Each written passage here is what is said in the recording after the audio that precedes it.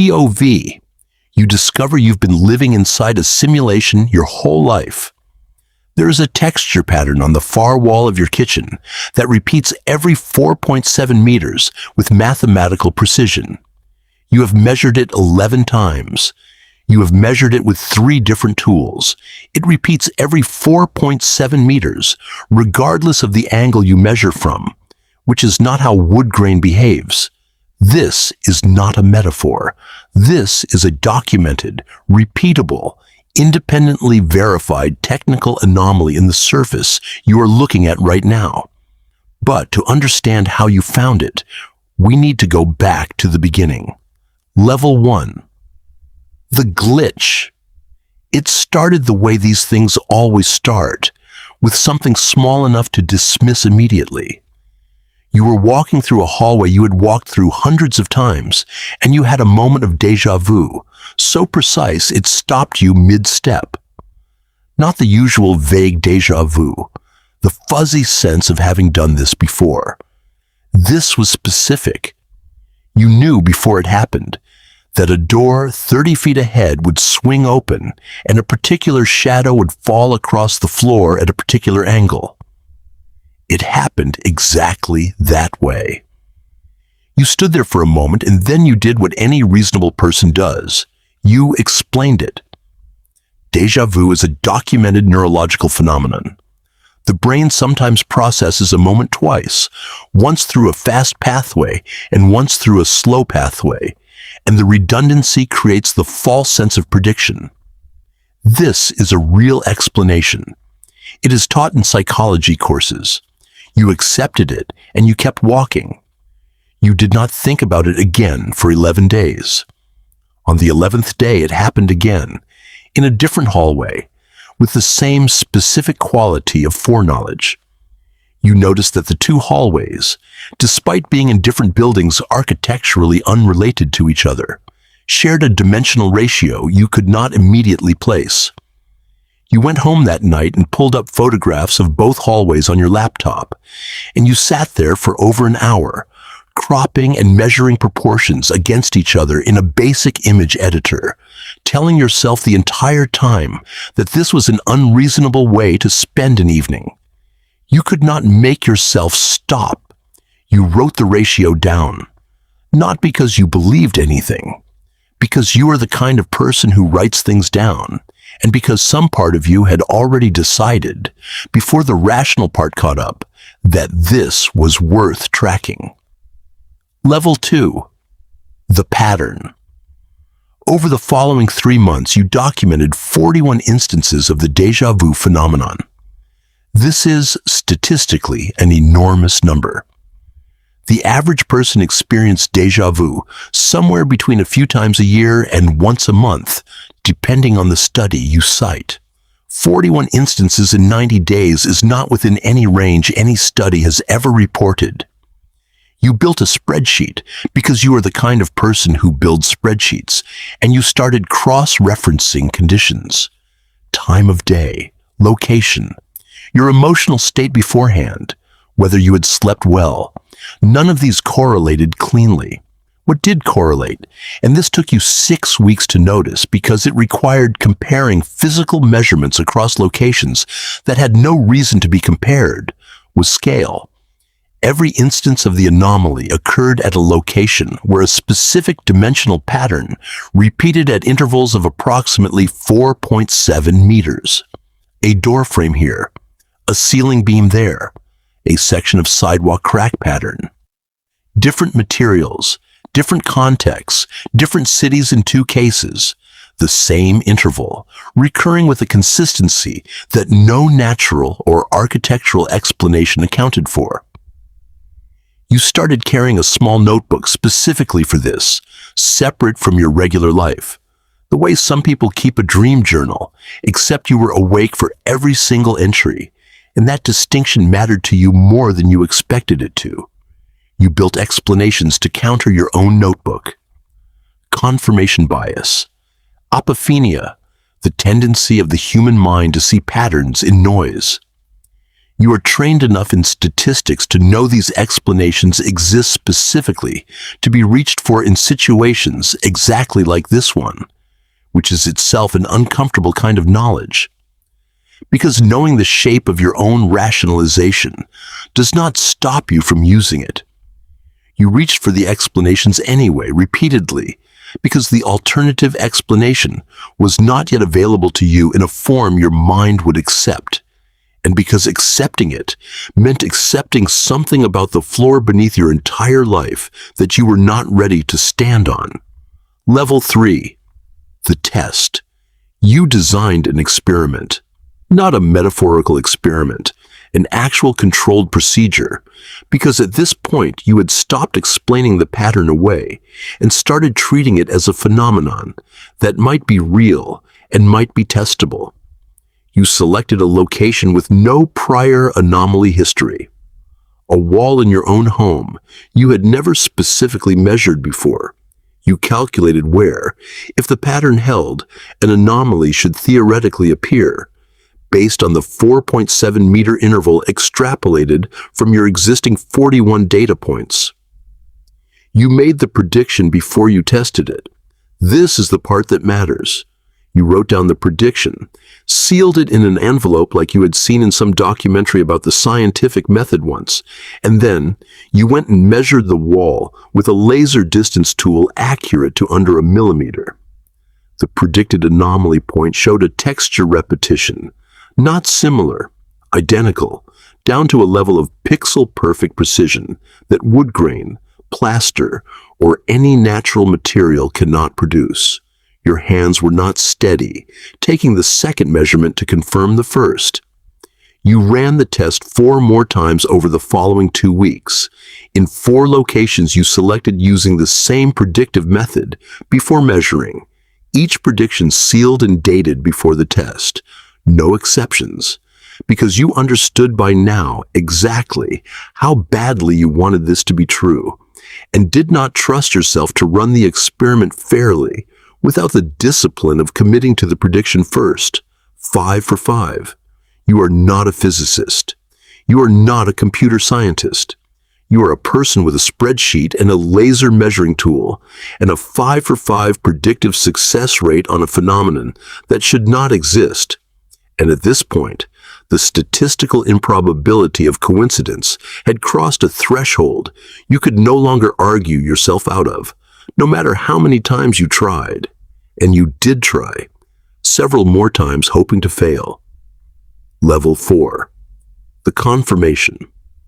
You found language for what you were measuring almost by accident, reading about rendering optimization in video game engines during an unrelated period of insomnia. Level of detail scaling. The technique where a rendering system reduces detail for objects and areas not under direct observation and restores full detail when attention returns to them, because rendering everything at maximum fidelity at all times is computationally wasteful when nothing is watching most of it closely.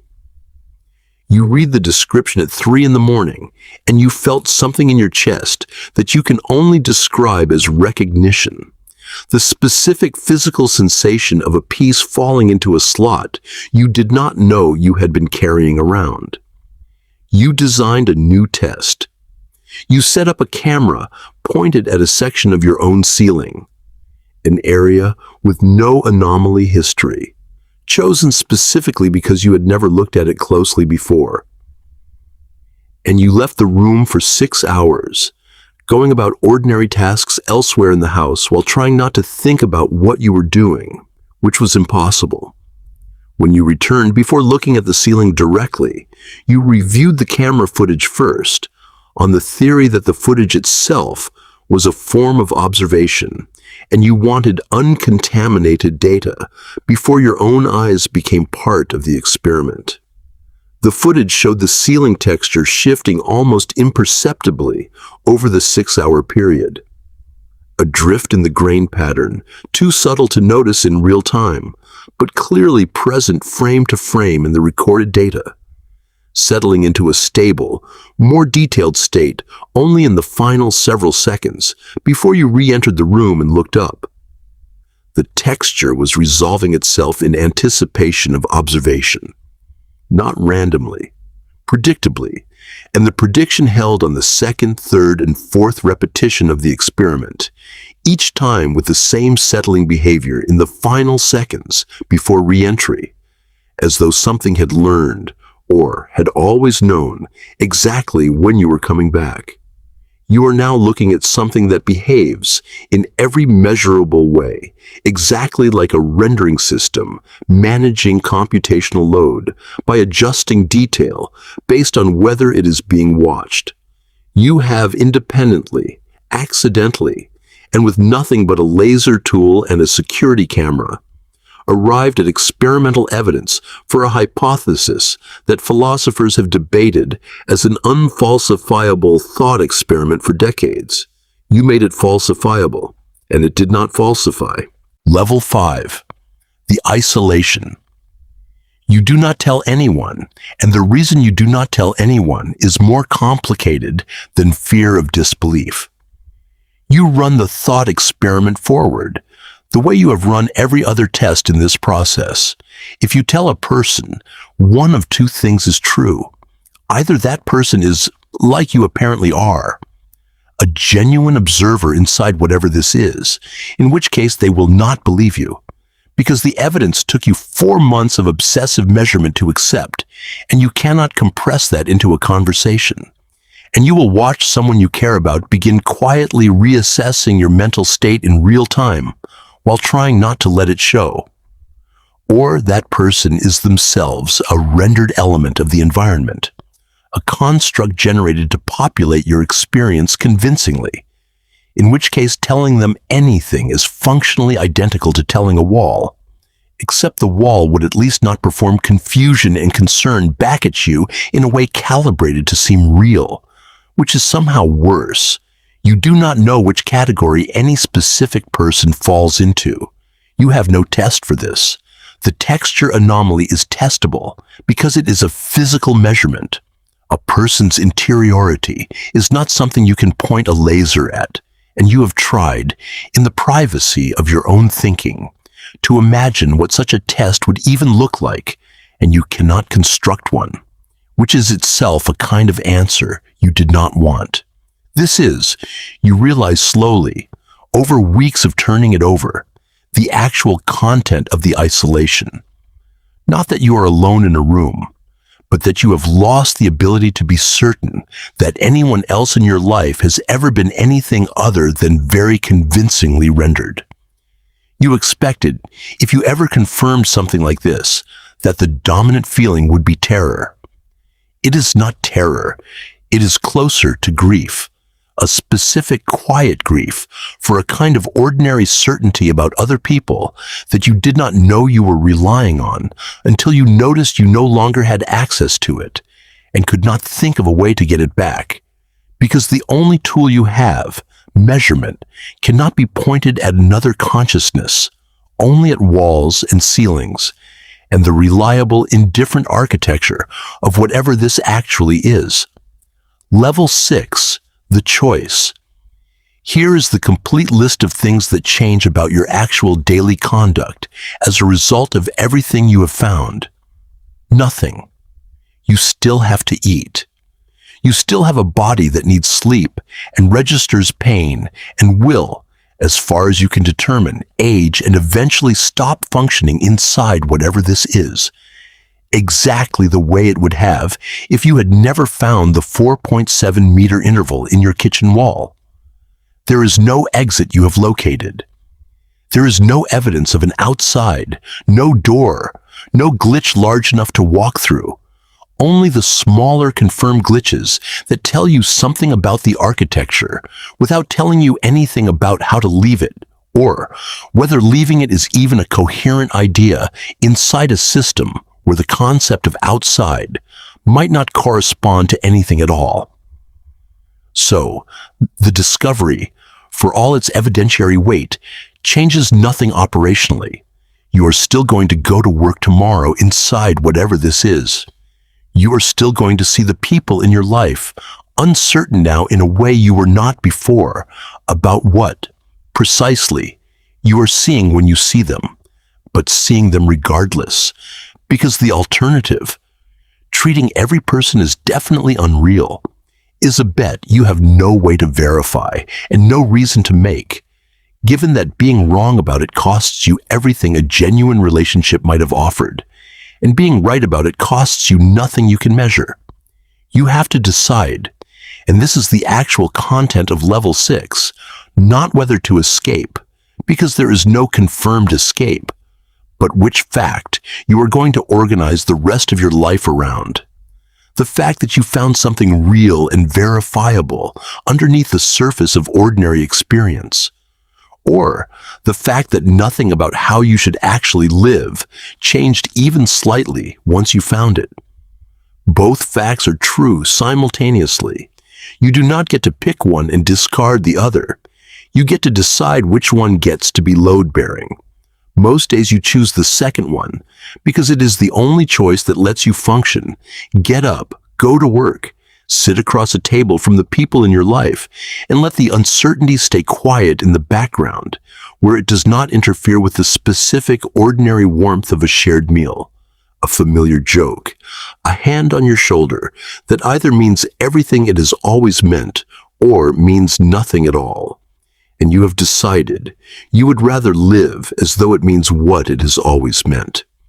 And on the days you choose the first one, you find yourself back at the kitchen wall with the laser tool, measuring the same 4.7 meters you have measured dozens of times now. Not because you doubt the result, but because measuring it is the only remaining action available to you that feels like it is in contact with something true. In a life where the word true has become considerably more complicated than it used to be, and will probably remain that complicated for as long as whatever this is continues to run. If this video made you look differently at the walls in your own house, subscribe and hit the bell. Every week we put you inside a new system, a new level, a new reality.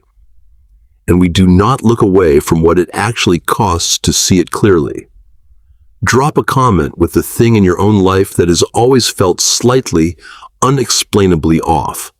We read everyone.